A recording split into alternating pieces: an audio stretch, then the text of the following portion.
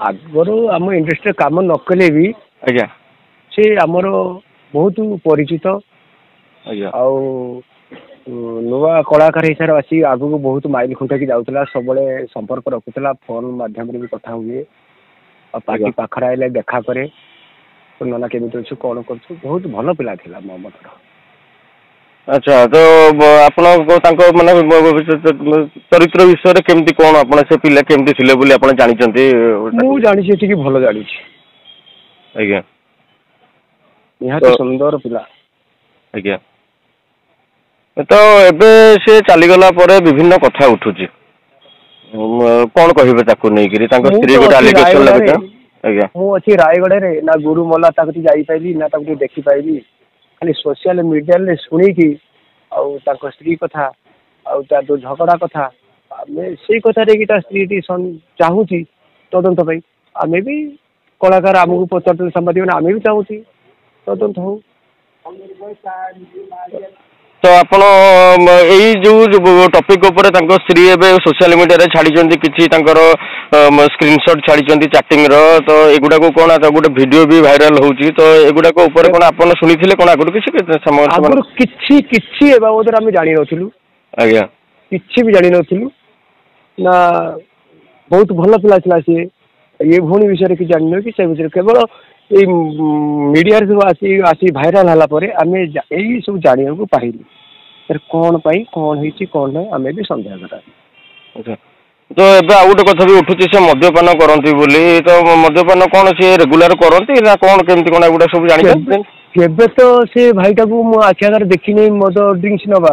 ଆଜ୍ଞା ମୁଁ କେମିତି କହିବି କେବେ ତା ଚରିତ୍ର ବିଷୟରେ ମୁଁ ଯେତିକି ଜାଣିଛି ଭଲ ଜାଣିଛି ପିଲା ଭଲ ଜାଣିଛି କେବଳ ପାନ ଖାଏ ମୁଁ ଏତିକି ଜାଣିଛି ତାକୁ ପାନ ଖାଏ ବୋଲି ମୁଁ ଗୁରୁଜନ ପାନ ନ ଖାଇ ଦାନ୍ତଟା କଣ କରୁଛି କଳାକାର ପାନ ଖାଇ କଣ କଲୁ ନା ମୁଁ ପାନ ନ ଖାଇଲେ ଭଲ ଲାଗିବନି ୟା ବ୍ୟତୀତ ମୁଁ ତା ବିଷୟରେ କିଛି ଜାଣିନି ଯାହା ହିଁ ଶୁଣୁଛି।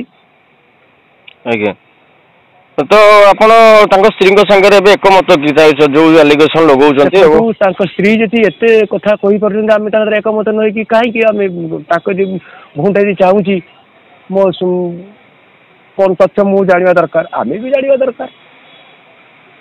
ଆଜ୍ଞା ଆମେ ତ କିଛି ଜାଣିନୁ ନା ଆମ ଅପେକ୍ଷା ବେଶୀ ସେମାନେ ଜାଣିଛନ୍ତି। ଆଜ୍ଞା ଯିଏ ପ୍ରତ୍ୟକ୍ଷ ଦେଖି ସାକ୍ଷୀ ସେଠି ଅଛି ସେଇ ଜାଣିଛି ହଁ ଆଉ ଆମେ ତା ବିଷୟରେ କିଛି ଜାଣିନୁ। ଆଚ୍ଛା ଯେମିତି କି ସିଏ ଆଉ ଜଣେ ମୋ କଳାକାରଙ୍କ ବିଷୟରେ ଅଭିନେତ୍ରୀଙ୍କ ବିଷୟରେ ସିଏ କହୁଛନ୍ତି ଆଲିଗେସନ ଲଗାଉଛନ୍ତି ସେ ଅଭିନେତ୍ରୀଙ୍କ ବାବଦରେ ଆପଣ କିଛି ଜାଣିଛନ୍ତି ତାଙ୍କ ସାଙ୍ଗରେ କେବେ କାମ କରିବାର ସୁଯୋଗ ମିଳିଛି ଆପଣଙ୍କୁ? ନା ନା ମୁଁ କେବେ ସେ ଅଭିନେତ୍ରୀ ସାଙ୍ଗରେ କାମ କରିବା ସୁଯୋଗ ପାଇନାହିଁ ଆଉ କେବେ ବି ଏମିତି ଖରାପ ବୋଲି କେବେ ଆମେ ଯୋଉ ଆଲିଗେସନ ଆସୁଛି କେବେ ଆମେ ଜାଣିନଥିଲୁ କି ଶୁଣି ନଥିଲୁ। ଆଚ୍ଛା ତ ଏବେ ଏଇ ମାନେ କଥାଟା ରିମୋଟ ଆପଣଙ୍କୁ ଯୋଉ ଉଠୁଛି ଏବେ ଯୋଉ କଥାଟା ତାଙ୍କ ସ୍ତ୍ରୀ ଆଲିଗେସନ ଲଗାଉଛନ୍ତି ତାପରେ ତାଙ୍କ ସାଙ୍ଗରେ କିମ୍ବା କିଛି ଆଲୋଚନା ହଉଛି କି ଆପଣଙ୍କ ଯାତ୍ରା ଜଗତରେ? ମୋ ଯାତ୍ରା ଜଗତ ତ ଆମର ତ ଅଛନ୍ତି ଜ୍ୟେଷ୍ଠ କଳାକାର ସବୁ ଅଛନ୍ତି ଆମର ସମସ୍ତେ ଅଛନ୍ତି ଆମର ଉପଦେଷ୍ଟା ସଭାପତି ସେମାନେ ଆଜ୍ଞା ସବୁ ଅଛନ୍ତି ସେମାନେ ଯାହା ମତ ଦେବେ ଆମେ ଯାହା ଶୁଣୁଛୁ ଭାଇ ଆମେ ସମସ୍ତଙ୍କ କଥାରେ ଆମେ ଏକମତ ତମେ ଯୋଉଟା କହୁଛ ଠିକ ମୁଁ ଏଠି ଯୋଉଠି ଦେଖୁଛି ତାହା ଠିକ ଆଉ ସେ ଭଉଣୀ ଯାହା କହୁଛନ୍ତି ତାଙ୍କର ଠିକ ସମସ୍ତେ ଠିକ ଆମେ ତ କିଛି ଜାଣିନୁ ନା ସେ ବାବଦର। ଆପଣଙ୍କର ମଧ୍ୟ କିଛି ଦିନ ପୂର୍ବରୁ ଗୋଟେ ହେଇଥିଲା ଯୋଉ କଣ୍ଟ୍ରୋଭର୍ସି ହେଇଥିଲା ତା ଦେହରେ ଆପଣଙ୍କର ମହାସଂଘ ଯିଏ ଥିଲା ଯାତ୍ରା ମହାସଂଘ କଳାକାର ମହାସଂଘ ସେ ଆପଣଙ୍କ ସାଥ ଦେଇଥିଲା ଏଇ ଯୋଉ କେସଟି ହେଇଛି ଆପଣଙ୍କର ମହାସଂଘ କାହା ସପକ୍ଷରେ ଯିବ କିମ୍ବା କଣ ମତ ରଖିବେ ବୋଲି କିଛି ଆଲୋଚନା ହେଇଛି? କଳାକାର ସଂଘ ସବୁବେଳେ ସତ ବାଟରେ ଯାଏ। ଆଜ୍ଞା ସେମାନେ ଠିକ ଯାହା ଚିନ୍ତା କରିବେ ଠିକ ଚିନ୍ତା କରିବେ। ସେ ବାବଦରେ କିଛି ଆଲୋଚନା ହେଲାଣି କି ଆପଣ ଯେହେତୁ ବରିଷ୍ଠ କଳାକାର କିଛି ଶୁଣିଥିବେ? ଯୋଉଦିନ ଗୁରୁ ଚାଲିଗଲେ ଆଜ୍ଞା ଗୁରୁ ଯୋଉ ଚାଲିଗଲେ ମୁଁ ରାତିରେ ଖବର ପାଇଲି ସକାଳୁ ମୁଁ ବାପିନା କତିକି ଫୋନ କରିଥିଲି ଆଜ୍ଞା ବାପିନା ବି ମୋର ବାତ ଥିଲା କାନ୍ଦା ହେଇକି କହିଲା ଆଉ ଧରି ଚାଲିଗଲା ରେ ଗୁରୁ ଆଉ ବହୁତ ଆମର ମନ ଦୁଃଖ ହେଲା ତାପରେ ତ ଆମେ ସବୁ ପରେ ଏସବୁ ଦେଖୁଛୁ ଝଗଡା ଭଲ ମନ୍ଦ ଏସବୁ ପରେ ଆମେ ଜାଣୁଛୁ ୟା ଭିତରେ ଆମେ କିଛି ଜାଣିନୁ। ୟା ପରେ ଆପଣ ମାନେ ସବୁ ଆଲୋଚନା କରିବେ କି? ହଁ ତା ନିଶ୍ଚିତ ତାଙ୍କର ଆଲୋଚନା ସେମାନେ ଭାଇମାନେ ତାଙ୍କର କଣ ଜାଣିଛନ୍ତି କଣ ମୁଁ ତ ଯାହା ଜାଣିଛି ସିଏ ବି ସେୟା ଜାଣିଥିବେ। କେହି ୟା ଭିତରେ କିଛି ଆମେ ଜାଣିନାହୁଁ। ଆମେ ଯେତିକି ଜାଣିଛୁ ଆମେ ୟା ଭିତରେ କେହି କିଛି ଜାଣିନାହୁଁ।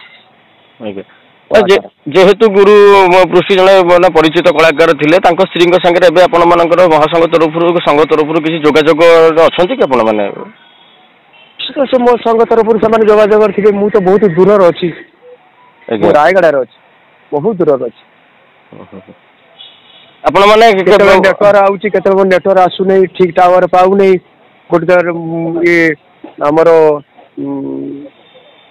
ପଡୁନେଇ ଇଏ ଗୋଟେ ଗୋଟେ କ୍ୟାମ୍ପ ଟୋଟାଲ ଫେଲ ହେଉଛି, ଟାୱାର ଆସୁନାହିଁ ଜଙ୍ଗଲ ଭିତରେ। ଆଉ ବହୁତ ଦୂର ରହିଯାଇଛି, ଏୟାରଟେଲ କିଛି ପାଉନେଇ। ଏଇ କ୍ୟାମ୍ପଟା କେମିତି 2 ଦିନ ହେଲା ଟାୱାର ମାନେ ଘର ଭିତରେ ପଶିଗଲେ ଆପଣ ଆଉ ମତେ ଫୋନ କଲେ ମୋର ଆହୁରି ଆସିବନି।